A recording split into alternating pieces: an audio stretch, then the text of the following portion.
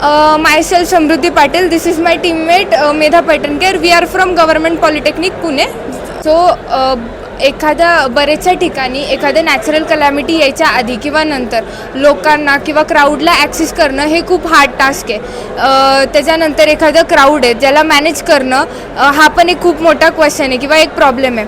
ह्या problem स्टेटमेंटला solve करणारे current जे सोल्युशन्स आहेत ते म्हणजे फर्स्ट ऑफ ऑल आपण खूप ठिकाणी पाहिलं असेल एखादं ऑटो रिक्षा वगैरे असतं ज्याच्यामध्ये स्पीकर्स ठेवून ते गावा वगैरेमध्ये फिरवतात आणि अनाऊन्समेंट्स किंवा अलर्ट्स प्रोव्हाइड करतात. सेकंडली पब्लिक अनाउन्समेंट ड्रोन्स जो कॉन्सेप्ट इंडियामध्ये खूप नवीन आहे आणि इमर्जिंग आहे.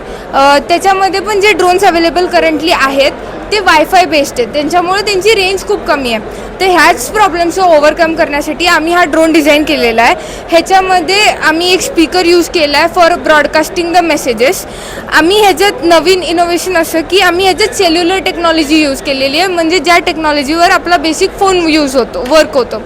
तर ह्या सेल्युलर टेक्नॉलॉजीमुळे काय होतं आपल्याला रेंजची लिमिटेशन येत नाही की आपण कितीही लांब असलो तरी SMS करून लोकांना अलर्ट देऊ शकतो किंवा किती जवळ असलो तरी.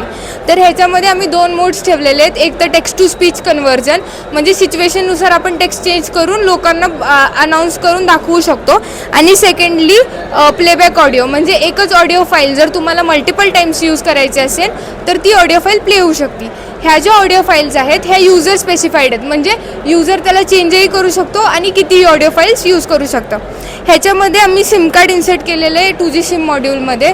सो सिक्युरिटीचा प्रश्न म्हणायला गेलं तर ज्या लोकांकडे हा नंबर असेल ते लोकच त्याला SMS करतील, पण आपण डिनाय करू शकत नाही की आता कंपनीज झाल्या सिम कार्ड कंपनीज किंवा सबस्क्रायबर कंपनीज झाल्या एअरटेल वगैरे, सो ते लोक पण ह्याला मेसेज करू शकतात. तर ते SMS ॲक्सेस होऊ नाही म्हणून ह्याच्यात अजून एक सिक्युरिटी फीचर आहे तो डिफॉल्ट व्हाईट लिस्ट म्हणून. त्याच्यामध्ये जे नंबर असतील ते लोकच फक्त ह्याला ॲक्सेस करू शकतात. आणि जर आपण हे पण म्हणू शकतो की जर सिग्नलच नाही भेटला तर काय करायचं, तर त्या पॉईंट ऑफ टाईममध्ये ज्या पॉईंट ऑफ टाईमला सिग्नल कमी होईल एक ऑडिओ फाईल डिफॉल्ट जी युजर ठरवेन ती ऑडिओ फाईल प्ले होईल आणि 10 मिनटं जरी SMS नाही केले युजरला काही झाले असेल तरी ती डिफॉल्ट ऑडिओ प्ले होईल. अशा प्रकारे आपण लोकांना इझिली ॲक्सेस करू शकतो. थँक्यू.